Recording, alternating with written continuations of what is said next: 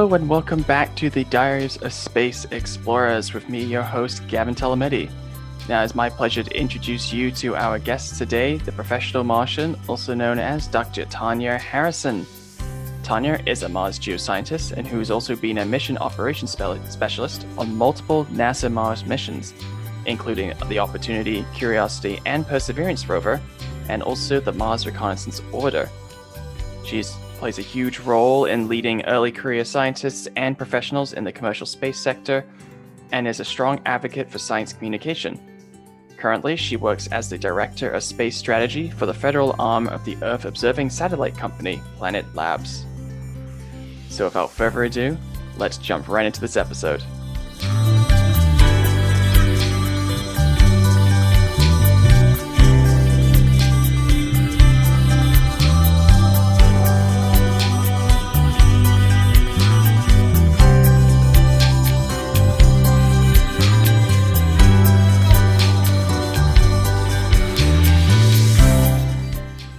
So I guess we can want to start right from the beginning for the listeners.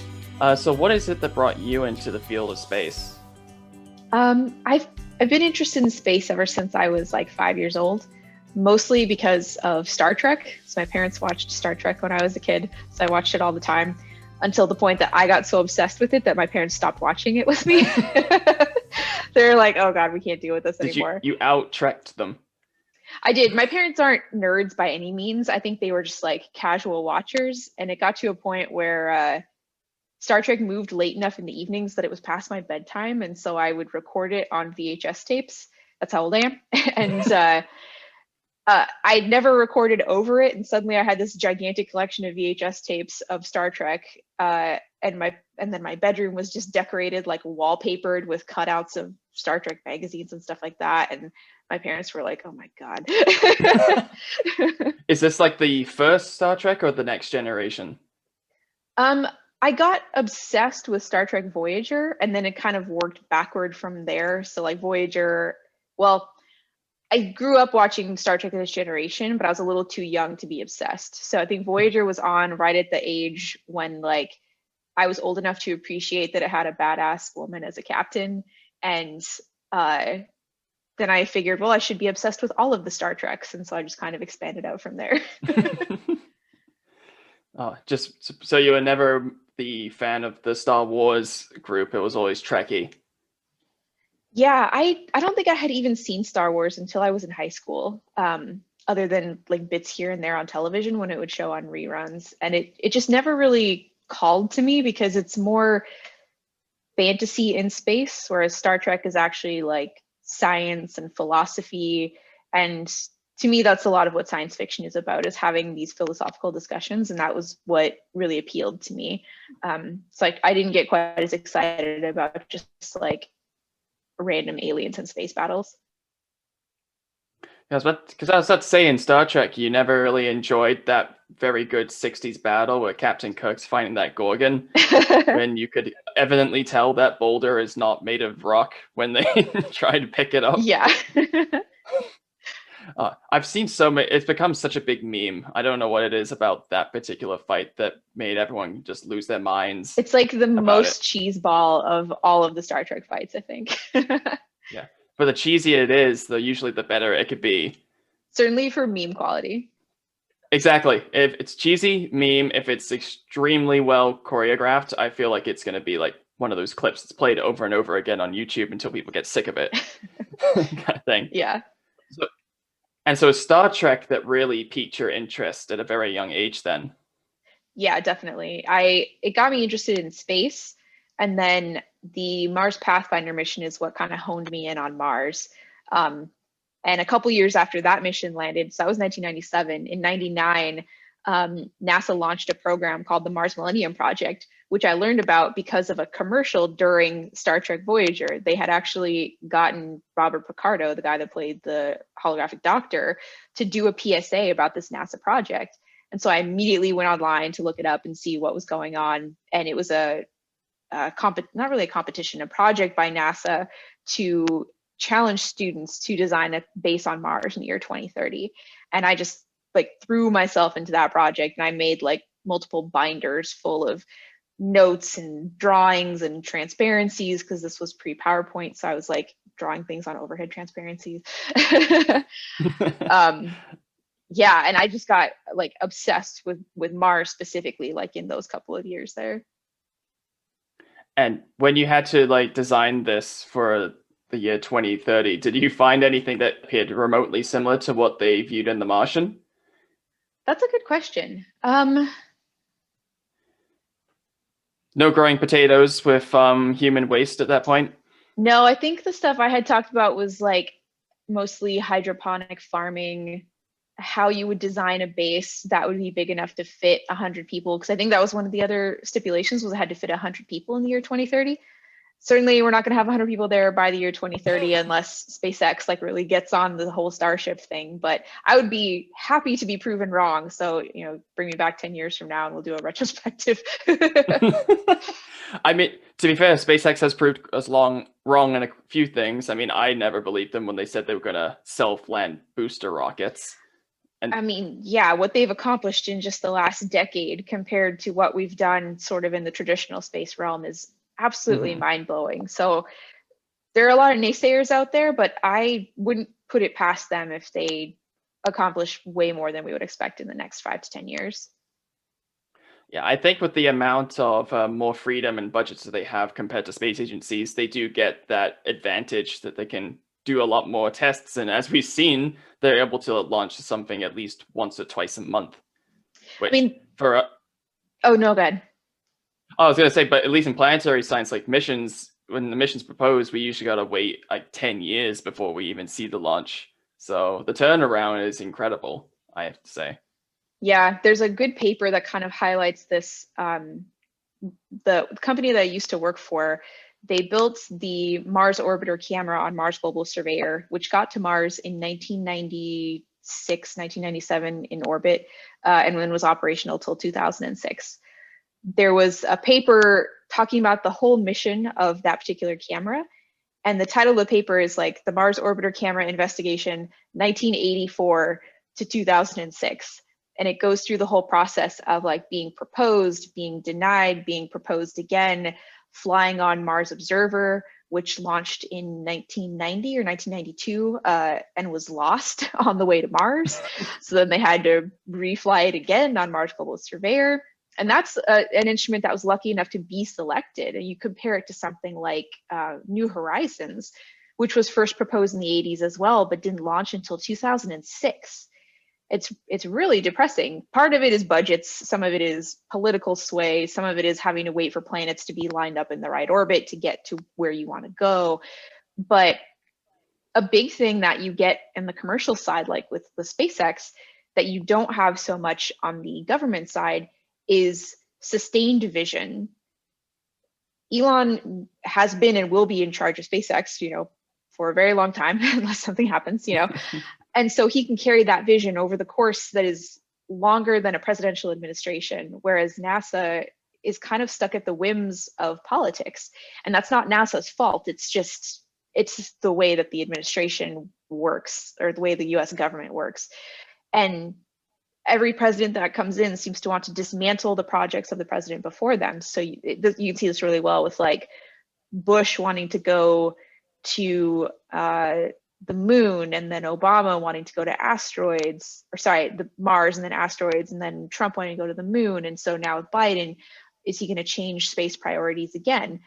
There's no continuity that's long enough to accomplish something when these missions take more than a presidential administration to execute on. And so it's like you make a few steps forward and then a new administration comes in and all of that has to start over again. And you don't have to deal with that when you're talking about a company. They can just keep doing what they want to do without all of these setbacks in the way. Yeah, it is the frustrating where you're pretty much on the whim of whatever your local government says, which at one point you can understand why, because they are the one giving you the money. Yeah. But at the same time, it does delay progress, or we have to wait years for something to happen, which can either delay scientific discoveries and engineering ingenuities, or could just even cancel missions, I think, such as the Lunar Prospector mission, which was supposed to be the first prospecting rover to go to the moon and look for resources, And then that got scrapped, I think, when the administration changed. And the team, I think, were devastated because they built the rover and then they couldn't even get to launch it. Yeah. So that must be a bit frustrating. But I feel like with commercial space flight, they get a lot more freedom, but they probably get maybe a bit more controversy that they seem to have less restrictions. So maybe they're not as, maybe they think that they're not being held accountable, they're not being as managed as space agency missions, where there's a lot of steps to take before you could even launch something. So I don't know, have you ever come across that in the commercial space agency? It's certainly come up in the last few days after the whole ruckus of the Starship 9 test launch and Elon not getting the proper approvals from the FAA, and then causing a big stink about it on Twitter.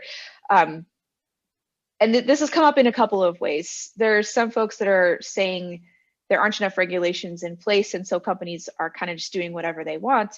And then you have some companies that are actually begging for regulations because they don't want to go too far down a path and then suddenly have regulations put in place that make them change everything that they were doing.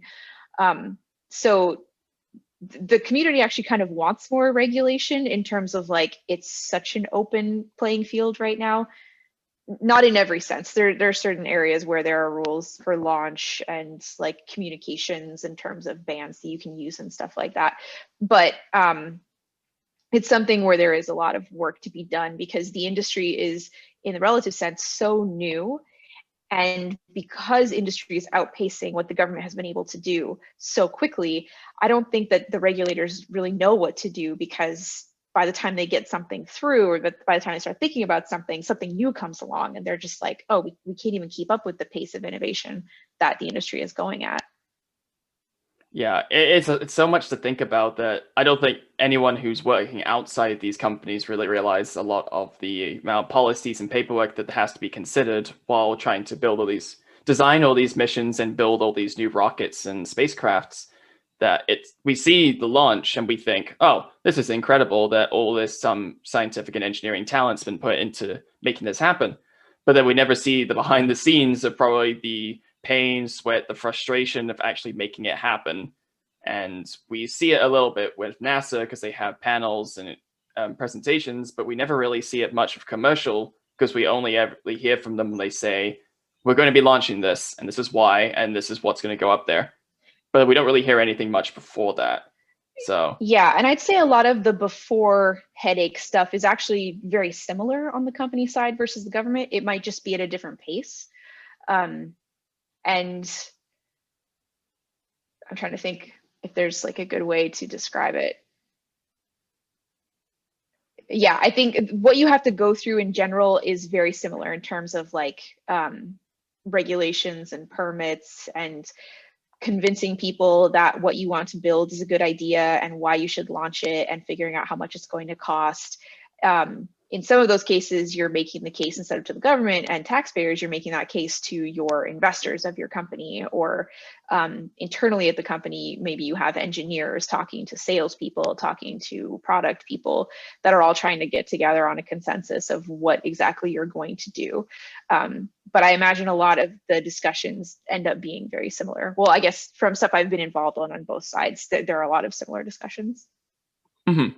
Yeah, I do feel like a lot of the backdoor stuff is not really made that public. Mainly, I want to think because either it's maybe a bit too complicated to explain, or it's just a lot of headaches work that you just want to keep on the I want to say the down low, but I don't know if that's necessarily true or not.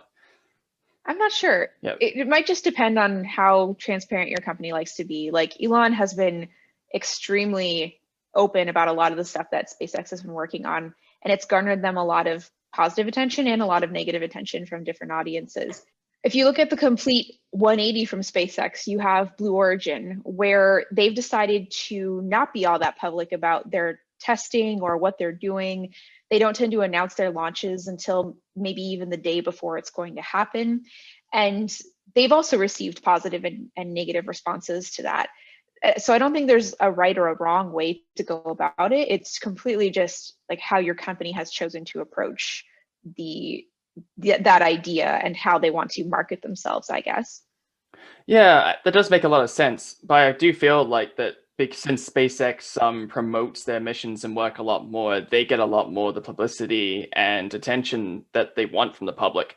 Blue Origin only gets it occasionally when they do launch something, but sometimes people forget that they're working on their own spacecraft because, as you said, they decide to not really announce anything until the day before, which I don't think's the best thing to get people's attention because you really expect everyone to drop what they're doing just to maybe watch something that SpaceX is doing so often, and they give everyone at least a good couple weeks in advance saying this may be launching at this date. So keep an eye out for the announcement. I guess it would be harder for SpaceX to keep a secret because they're launching from places like Canaveral and Vandenberg, where the launch manifests are made available for the most part. I don't think even if you had a classified launch, you would still see that it was on the manifest. You just might not know what's on board. But Blue is launching from their own site in the middle of nowhere, and so they don't have to really report anything. So usually the notice will come up in the media on like Space News or something because they'll see the FAA notice to airmen or NOTAM where they've requested the airspace to be able to do their launch, and then you'll find out about it that way. But I'm not sure Blue Origin is all that interested, or I shouldn't say interested. I don't think that they're all that concerned about appealing to the public in the way that Elon likes to for SpaceX. They don't really have to worry much about funding because Jeff Bezos is making all his money off of Amazon. I think he's more just personally interested in the whole idea of having this rocket, whereas I think Elon wants to build more of a movement, for SpaceX, the idea of going to Mars, and maybe for himself personally. Not really sure about that last one, but I'm guessing with how much he likes to interact with people on social media, he enjoys having that huge following as well. And I'm not sure that Blue Origin really cares about that kind of thing.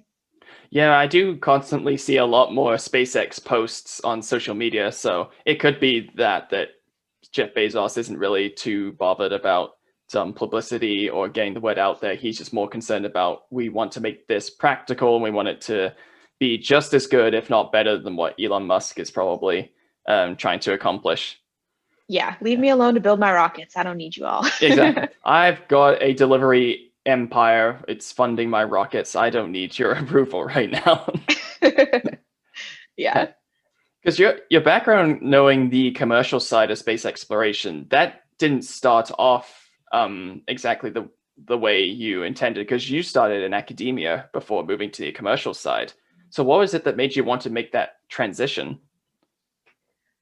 The first time it was sort of an accident. I had finished my master's and I didn't have a great experience in grad school round one, so I was looking for job opportunities. And my intent was to work as some kind of data processing lackey at a university because I had done that before at my undergraduate institution and I really enjoyed it.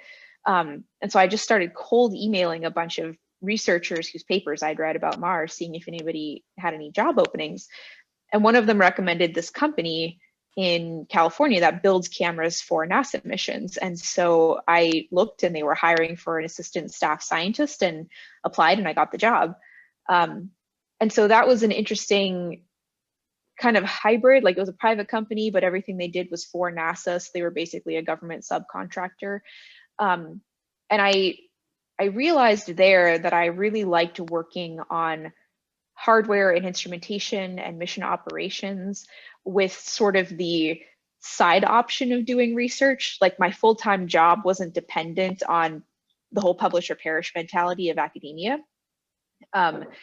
But I ended up leaving that job for a bunch of different reasons. We can talk about them if you want to, but I left to go get a PhD and ended up at the University of Western Ontario, studying under Gordon Mazinski. And my intent there had always been, I'm going to go get the PhD, and then I want to go back and work at JPL, working in the same kind of things that I was doing before, but working for them directly rather than as a subcontractor. And while I was there, like a year before I was supposed to graduate, I got a call out of the blue from ASU offering me a job, Arizona State University, to come and work for this thing they had called the NewSpace Initiative, which was a program to try and make partnerships between the university and these commercial, new space, quote unquote, companies like SpaceX, Blue Origin, Virgin Galactic, Planet. And they had approached me because they knew I had worked in industry before when I was working for this other camera company, and that I wasn't interested in an academic job. Like I had told the person who worked at NewSpace, who knew me and recommended me for this job, unbeknownst to me, that I was not interested in becoming a professor. I was going to go and work in mission ops or something like that. And he suggested that this was a really great way to survey the space economy and figure out where I might want to work if I wanted to do something other than JPL. I said, okay, this sounds like a really interesting and extremely unique opportunity. I'm going to do this. And so in that job, my role was basically to figure out what all the companies were that were out there, what they were doing, which companies seemed legit, because you do have a lot of companies out there that are just millionaires or billionaires with a lot of money, but it doesn't actually look like it's going to go somewhere. Or some people with not that much money and some crazy ideas that also don't look like they're going to go anywhere. And figure out like where that could fit in with the things that ASU was doing in terms of research and development and science and stuff like that. And so that was how I got to learn the entire new space landscape. And it's not something that I had been exposed to before. I think if you had asked me what commercial space companies existed before I took that job, I probably could have only named SpaceX, Blue Origin, and Virgin, and then the old primes that people are familiar with, like Boeing and Lockheed and Raytheon and stuff like that. I had no idea that the industry had grown so much in such a short period of time, and just how many jobs were out there, the diversity of jobs that are out there. And if the new space industry had been as thriving 10 years ago as it is now, I might have been able to just go straight from my master's into a job and not have gone back to school to get a PhD, because there's just so many opportunities out there now. Yeah, we have noticed that a lot of us that are trying to get to the space agency now, that there's so many more companies compared to what there was like maybe the early 2000s, where, as you said, it was only the big players that were around, which were back then still very hard to get into because you had to have a very diverse or specific background in engineering was the main thing. If you weren't an engineer, it was quite hard to work with those companies.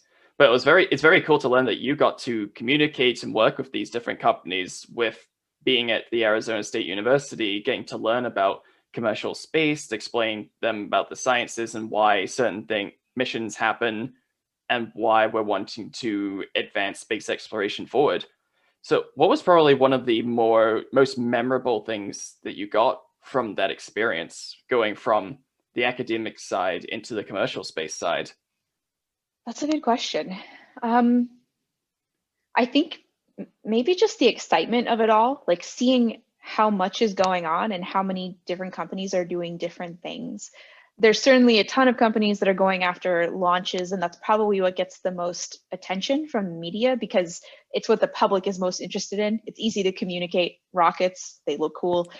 But looking at everything from commercial radar satellites to everything that CubeSats have been able to do in the last few years. I mean, they went in, like 10 or 15 years, they went from being just a thing that university students would launch into space with maybe a radio on board to being able to do full-fledged science. Like we sent 2 CubeSats to Mars with the InSight mission, and NASA has a whole program now called Simplex, which I forget what the acronym stands for, but it's their small sat program now, where they've selected missions to the moon that are CubeSat missions that will theoretically launch on the first SLS launch, whenever that happens.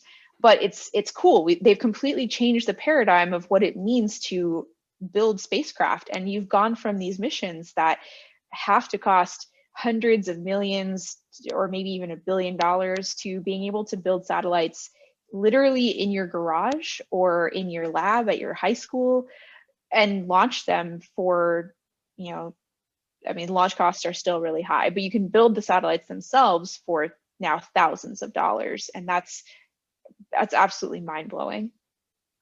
Yeah, it's like getting to see all these small CubeSats get launched, all with their own instruments and mission objective. It's actually very inspiring, even not just for me, but also I imagine for everyone who wants to be involved in space or didn't realize that you could actually launch something very small into space with your local high school, or even as an undergrad in an institution. It's something I wish was around when I was in undergrad, because there was nothing like this before for me, which is a little bit sad every time I think about it.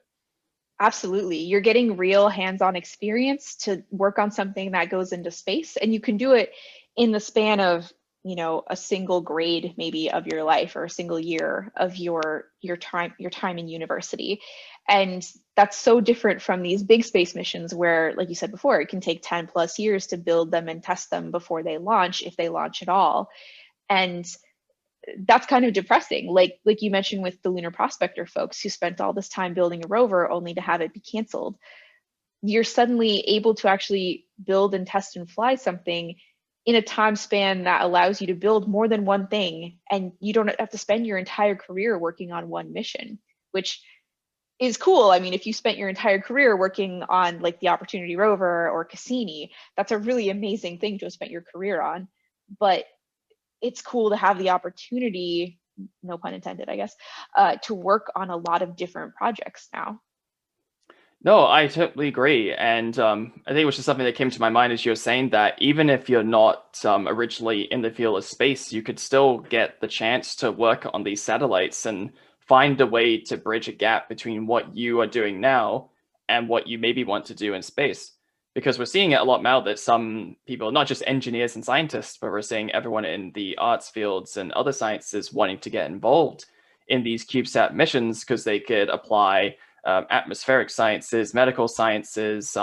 They could add photo photography to combine with arts, where we're seeing what it is we can accomplish when we put our minds together and be able to launch all these small little CubeSats, which is something I'm hoping will continue to happen now that more universities are able to get funding to get students together to build these CubeSats, because I think it's something that space exploration, especially now and in the future, needs more of.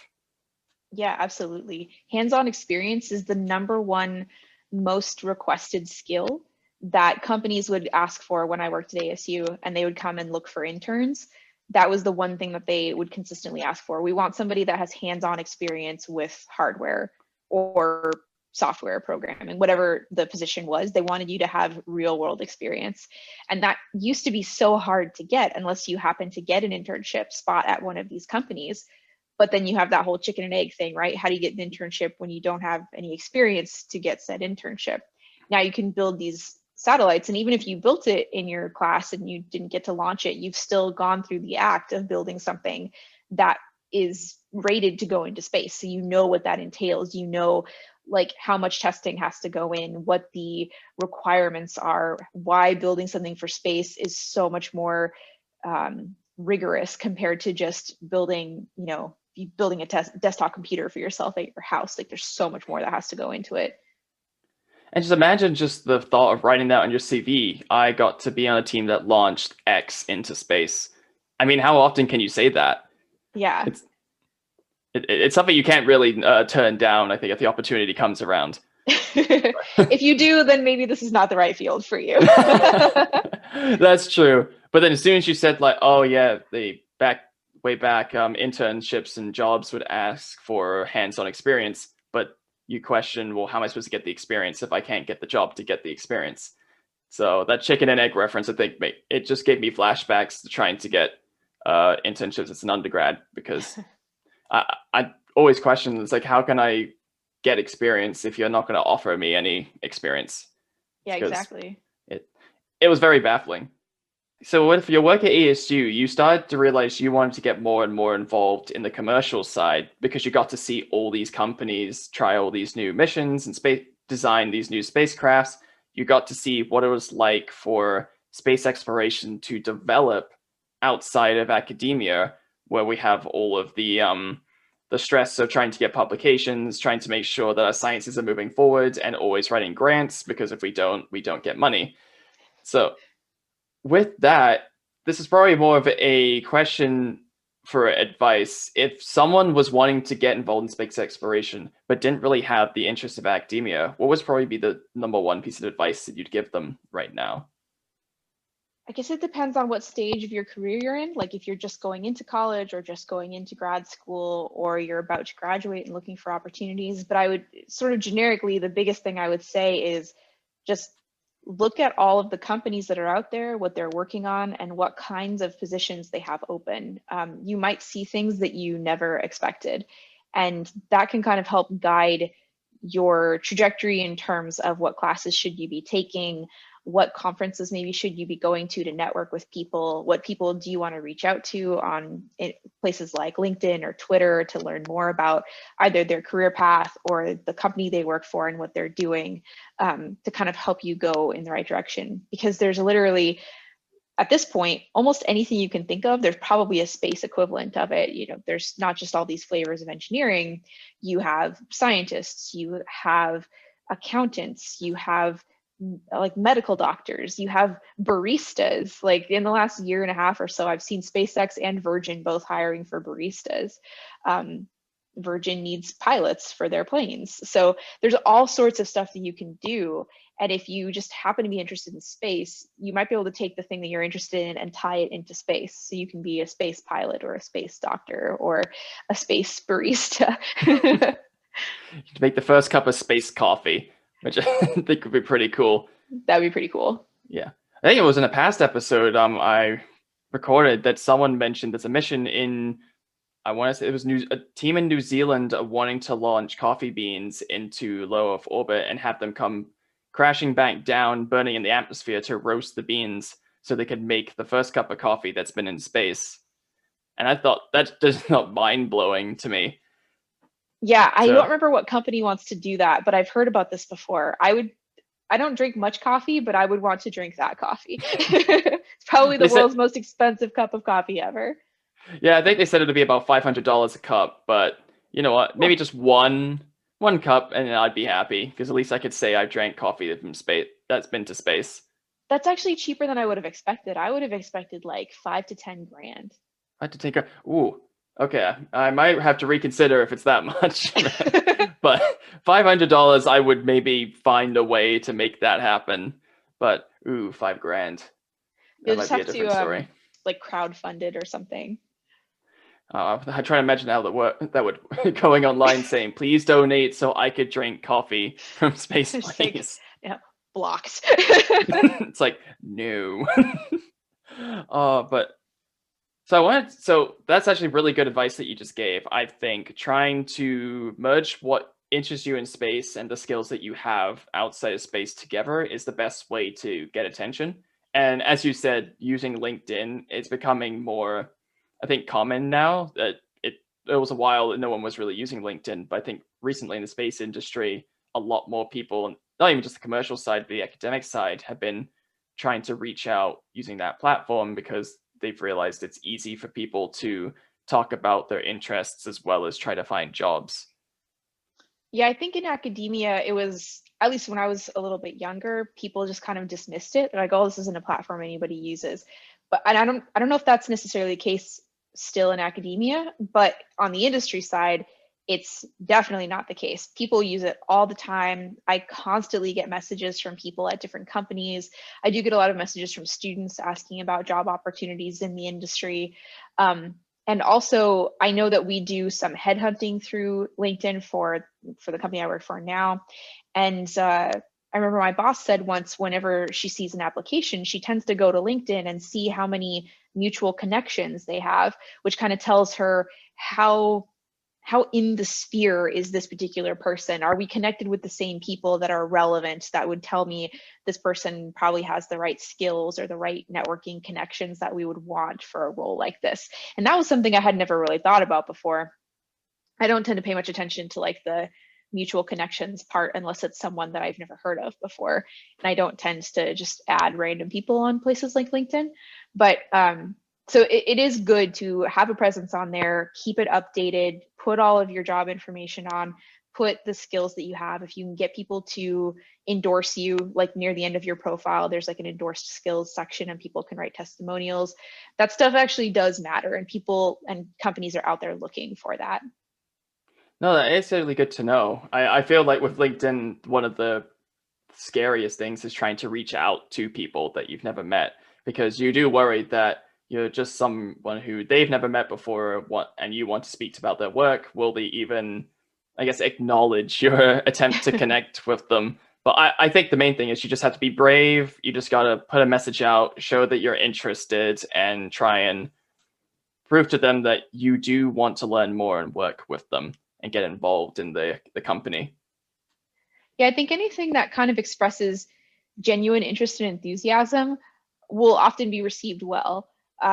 There's certainly ways to write things politically, you know, like don't write something demanding a job or coming across kind of like salesman-y or like used car salesman-y, that kind of thing. It's more like express you're interested in what the other person is doing or their company is doing, say you want to learn more, especially now that everything is virtual. Like, don't be afraid to reach out and ask if somebody has time to have a virtual coffee with you for like, you know, 15 minutes or half an hour or something, just to chat with them. I think people are probably a lot more open to that kind of thing these days, and it takes away the sort of the barrier of having to go to conferences before to find those people and then try to catch them and see if they'll have a conversation with you. So I would say just don't be afraid to reach out to people. You'll have people for sure that don't respond or don't have time to meet with you, but you'll never even get the opportunity if you don't ask. Yeah, it's one of those, you will never know unless you try, because the worst they'll say is that, like, oh, I unfortunately I'm very busy, I don't have time, or you never hear from them. So Yeah. that's usually the worst scenario I think you can get. And sometimes it takes a while for people to get back if they are extremely busy, but they do want to respond. Sometimes you just have to maybe wait a couple weeks or so before you hear something. So I think everyone has to get used to the fact that it's different being in person, where you could ask them directly what you want to get from them, but virtually you do have to take into account that you're not going to get fast responses all the time. I will 1000% admit to all the listeners that Gavin is totally talking about me. No, I'm not. I'm actually not. There's so many profs that I've tried to reach out to and I never get them. But no, trust me, that was not a reference to you. Oh no, I just joking. But no, I am one of those people that it takes me forever to respond to emails. And I always feel so bad about it because I know, like, if I was a student and I didn't hear back from somebody in like a week or two or something, I would probably think that I was never going to hear from them, or I just annoyed them or something. And I'm telling anybody that's listening now, like, if you don't get a response right away, it's probably not because the person is actively ignoring you. It's literally because you get so many emails in a day that it's really hard to respond to anything quickly that doesn't involve a quick response. I remember, like, during my PhD, my advisor is sort of the king of one sentence responses to emails. I'm sure Gavin has experienced this from this person. And I didn't really understand. Like, I remember as a student being kind of baffled, like, oh, I was expecting more of a response, or you didn't really answer my question. And now I've totally become one of those people where it's like, I read all of my messages, but if I can't answer it in like one or two sentences, it tends to get moved to the list of like, I will respond to this when I have time. But then you have enough of those that it suddenly becomes, oh, this is no longer on my first screen of messages, so I forget that it exists. And then it all piles together into, okay, I'm going to spend all day this Saturday trying to get through as many emails as I can, and then you spend the entire day answering emails. So it's like, it feels like this Sisyphusian task. Anytime I've worked so hard to hit inbox 0, I do it, and then 2 days later, you suddenly have 500 messages again, and you're just like, I'm never going to finish answering all my emails. No, I've been noticing it more and more on my side. I've had some moments where, especially TAing, or if someone's reached out to me to ask me a question, I will, as you said, since it's something, if I can't respond in a couple sentences, I will go like, I'll answer this at lunchtime or when I'm not finishing off this paper or something. But then something else comes up and then I forget. It gets pushed back and again and again and again, until I look through my emails one day just to get through all the unopened when I realize, oh, I forgot to respond to this email. It's been a week. I'm very sorry, time got away from me. So I know as an undergrad, I found it frustrating, but then when I got to the other side of the email, I realized, okay, this makes a lot more sense. Yeah, the level at which your busyness and email traffic increases is exponential, I think, the farther you get into your career. And it like you absolutely would not expect it.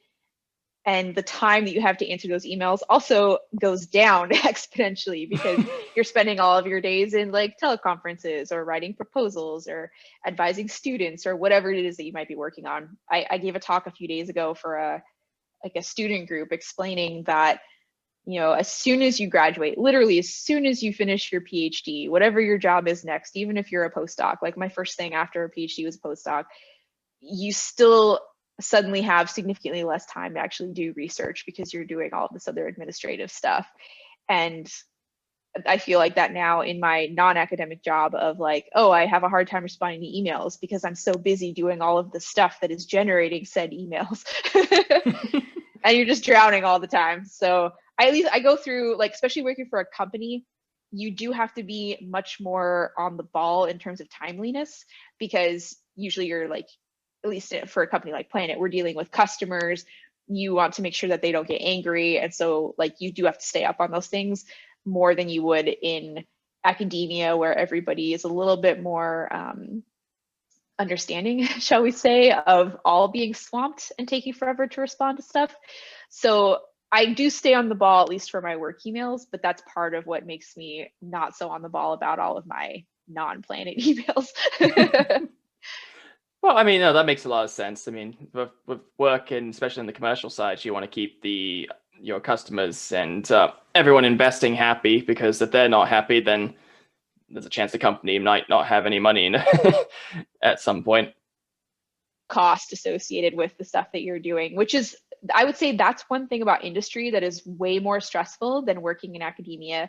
If you are a researcher and you're writing grants and your grant doesn't get funded, that certainly affects you. It might affect some students if you have students, but you're kind of representing yourself in every way, in terms of the money you're bringing in, the research that you're doing, the conferences you might be speaking at. You're representing yourself, and then to a lesser extent, your institution. But when you work for a company, you are representing that company in everything that you do, everything that you say. Everything is weighted very heavily, and that can be really stressful. You feel like now there's certain things you can't talk about, at least not publicly. You just have to be a lot more aware of those things.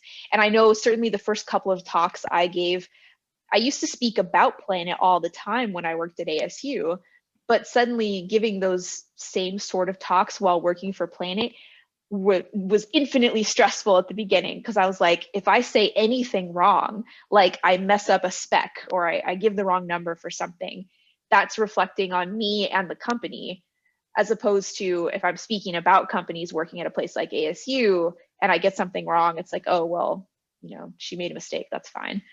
So there's a whole different level of stress associated with that.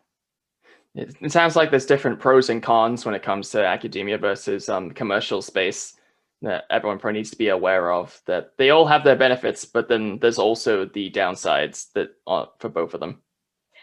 Yeah, I would say academia is like the absolute freedom to kind of do what you want. You can focus your research, you can advise students, you can teach classes. I guess those are not necessarily optional things. You generally have to do those things, but you get to pick what you want to work on, and that's really cool. But the trade-off is probably the pay is much lower, generally speaking, than what you get in industry. Your career advancement opportunities are much slower, especially if you're trying to get tenure. I mean, you generally have to work in a position for like 7 years before you're up for tenure. I think that varies a little bit at some universities, but the standard tends to be about 7 years.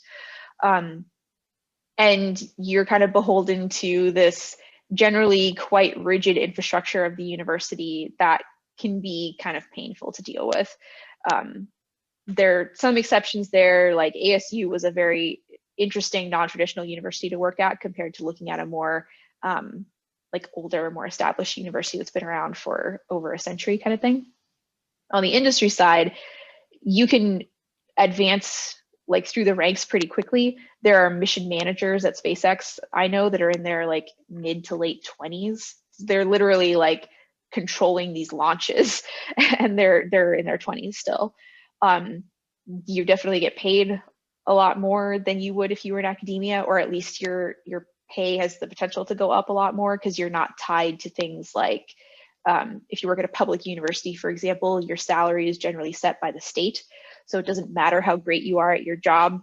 You could be absolutely amazing and you won't get a raise that year because the state doesn't think teachers need a raise. Whereas at a company, generally, like your pay and bonuses and all that kind of stuff are tied directly to your performance. And so for me, I liked the control of all of that. Like I felt like I had more control over my own career trajectory and destiny working for a company. And I think the big thing for me was like having worked for a government subcontractor and worked for a university, I learned that being really efficient and good at your job is not always perceived as a good thing. It can kind of be perceived as a threat by some people who are less productive, and that can kind of backfire on you in some ways. Whereas if you work, because these are like old institutions that don't really want to move or change, and they don't like suggestions of things to make stuff more efficient, or they just don't want to change. They're like, don't question the system, just do it. I'm not that kind of person. If I see that something is inefficient or I think could be done better, I tend to speak out about it. And that is a good mentality to have in startup culture, because these companies are trying to do things really quickly. Efficiency is great. Like they need people that are motivated self-starters to like get stuff done. And so that pace of working was also much more in line with the way that I wanted to operate. And so for me, I never imagined that I would work for a Bay Area tech company, like working for a startup, as somebody whose background was in academia on Mars. But I absolutely love it. And I think for me personally, it was a better personality fit than what I had been doing before in academia or as a government subcontractor. Yeah, I feel like there's all these companies and fields and ways to get involved that a lot of people aren't aware of. And I think everything you've just mentioned, learning about the pros and cons on both sides, it will probably give a bit more perspective about what it is that's the best fit for you. If money's never been more of a bother for you, but you love research, then academia is probably going to be a good fit. But if you want to keep on progressing, if you want to progress more with the space exploration mission side and get more hands-on, the commercial space sector might be a better option for you. But sometimes it varies. I know sometimes in academia you can get these very obtuse, very unusual opportunities that are very similar to commercial space, and I guess vice versa as well. Because I think in commercial space doesn't necessarily mean you can't do research at some companies. Yeah, it's certainly much less common. It tends to be more like research and development type stuff that helps advance the company. And some companies are involved in space missions, but usually on sort of the hardware development side, not pure research like you would see in academia. And I don't want it to make it sound like I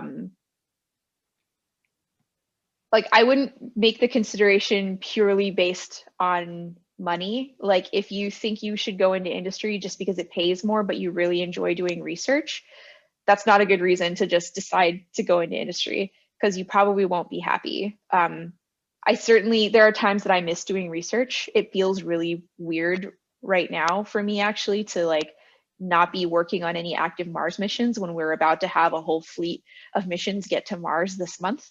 And so I miss that to some extent, but I'm also happier now in like different aspects of my life. Even though I really miss doing Mars research, I still try to do some on the side because Mars is still the thing that I love the most. I'm really passionate about it still. And I think if my dream had still been to like be the PI of a Mars mission and do pure research, then taking a job in industry purely because it paid more than staying in academia would not have made me happy. So it's really important to think about what it is that you want to do for your career, and don't solely make the decision based on like what career option will pay you the most. Yeah. No, I completely agree. I think money should not be the leading factor when it comes to making those decisions, because you may not be happy when you get there. Yeah. So So, Tanya, I want to get to one of my favorite parts of the podcast, which is the question portion. I ask all the guests. So, for my first one, we're going back to missions. If there is one celestial body you'd want a mission in the future to visit, which one would you want to visit? I really want a Cassini level mission to Neptune so that we can see what the heck is going on with all of its crazy moons. No, I've been getting a lot of outer planet gas giants mission suggestions, which makes sense. I mean, we haven't had anything go to Uranus and Neptune since I think New Horizons when they took its flyby photos of. I'm trying to remember which one. I think it was it Neptune it took an image of and then just stayed on its course to Pluto. I can't remember if it got any pictures of Neptune or not. I know it got Mars as it flew by and Jupiter and some of its moons. I think for Neptune, the only close-up images we have are from Voyager, and that would have been in the early, I think Neptune was 89 or 90, something like that. So it's like it throws me off because it's weird to think that we had not taken close-up pictures of Uranus and Neptune until after I was born, which blows my mind. I know, it's like all the images we have now, we have no idea if this is what they really look like. Because Pluto, we thought was a blue dwarf planet. Then we got to it, it's this weird copper red planet with these what we believe to be icy volcanoes, methane, nitrogen, glaciers. So who knows what's really going on in the atmosphere of Neptune. Yeah. And on its moons as well. I think Triton would be an interesting moon to take a look at in more detail. Yeah, there might be cryovolcanism there, and we don't know very much about many of the moons of Neptune. We've actually discovered more from Earth since we flew by with Voyager, and we learned so much about Cassini and all of its moons, Saturn and all of its moons from Cassini. I can only imagine what a level of that same mission to Uranus and Neptune would teach us about the outer planets. I think we would discover that there's so many more weird and wonderful places out there that we just haven't gotten the chance to see yet. Yeah, I feel like we get to learn a bit more about the icy material in our solar system, especially getting closer and closer to the edge, which is something that we've always been wondering, that what's the material that was used further out in our solar system when all these planets formed. We don't really know much about it. Yeah, the whole outer solar system is still kind of a mystery. Like we filled in the gaps at Saturn. Now we're filling in some of the gaps at Jupiter with Juno. But we still have this huge expanse between Saturn and Pluto. And even Pluto, we just got, a little bit of data as we flew by. And that's kind of sad. There's probably still so much more to learn about all of these places. And we have no idea when we're going to be back because there are no missions like firmly on the books for any of these places. Yeah, we need someone to put forward a very detailed and very tempting, a very appealing outer planetary mission. I think we need another one. Yeah, absolutely. Yeah.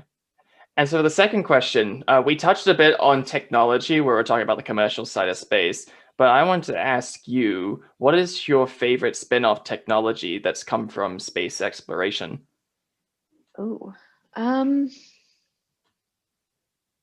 think the coolest, like now that I'm thinking about it, and this is probably super stereotypical answer for Canada, but taking the Canadarm and MDA basically miniaturizing it so that they could do micro brain surgery. I remember going to MDA and they had a thing where we could play with the little brain surgery arm, and it had like a haptic feedback system where you could actually feel the texture of the things that you were touching, which is apparently really important when you're doing surgery. Like feeling what you're cutting through tells you where you are in the organ or in the part of the body. And I just thought that was really amazing, that we could take this behemoth of an arm that was used to grapple satellites in space and now make it something that literally fits inside an MRI machine, and you can do brain surgery or do like breast cancer analysis and things like that. So it's something super practical that I don't think anybody would have pictured when, 15, 20 years before that, they said, we're going to build an arm for the space shuttle. No, when I heard about this miniaturized arm, which I believe is called the Neuroarm, very creative. It was quite. Oh yeah. Oh, always in planetary science, we're very creative with acronyms and spin-offs, because why go creative when we could just go so blatantly obvious? But I love the concept of it, because when it comes to brain surgery, you want a steady hand, and as skillful as doctors and surgeons are, nothing's really going to be as steady as something that's robotic that can be completely still, because even someone who says they have a steady hand, you still have that slight chance that you could slip. Yeah.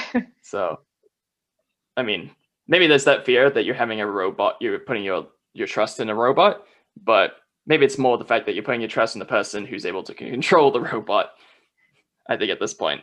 Yeah, I mean, the robots will generally only do what you tell them, right? So it's still human error at the end of the day that will screw you up. So hopefully people know what they're doing behind the robot. Yeah, you can't get mad at technology at that point. Yeah. So for my final question, since this is the Diaries of Space Explorers, I wanted to ask you, who is your favorite space explorer? Ooh. I feel like I have to say Stephen Hawking, because he was the first person to have a really big influence on my life and career choices.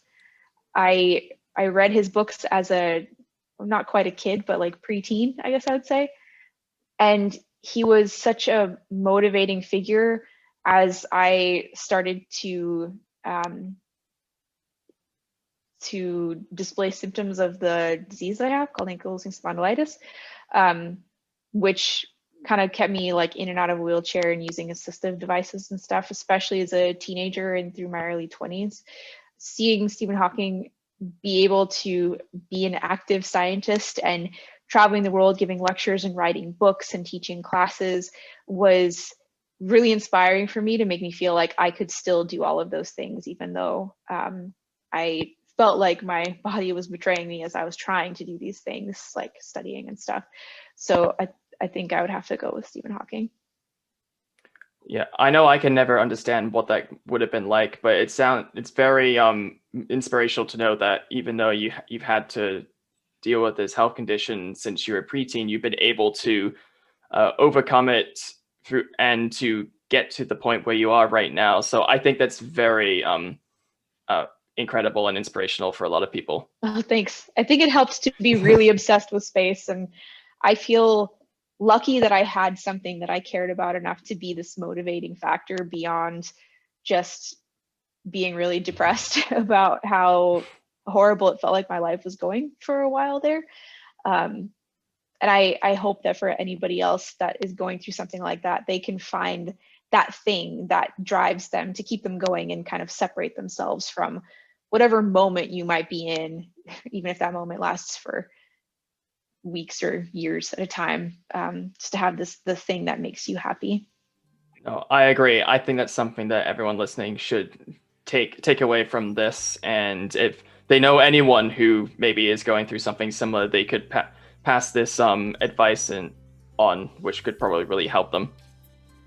So Tanya, I want to thank you for coming on the show. It was really good to talk to you and learn a lot about the commercial science space sector and how people can, even if you're in an academic background, you can transition over, and getting to learn as the pros and cons on both sides, trying to figure out what is it that you want to do and fit in with space exploration. Oh, thanks so much for having me. This was great.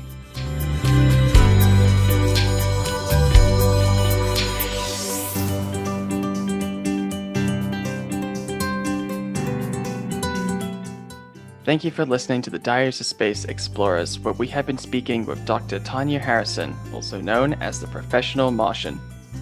If you would like to reach out to Tanya to ask about her work and to maybe make connections to the space sector, you can find her on Twitter and Instagram at Tanya of Mars, or you can connect to her on LinkedIn. I have been your host, Gavin Tolometti, and if you'd like to learn more about the Diaries of Space Explorers, you can email us at thediariesofspaceexplorers@gmail.com. Alternatively, you can find us on Twitter at Diaries of Space or Instagram at Diaries of Space Explorers. Thank you all for listening, and see you all next time.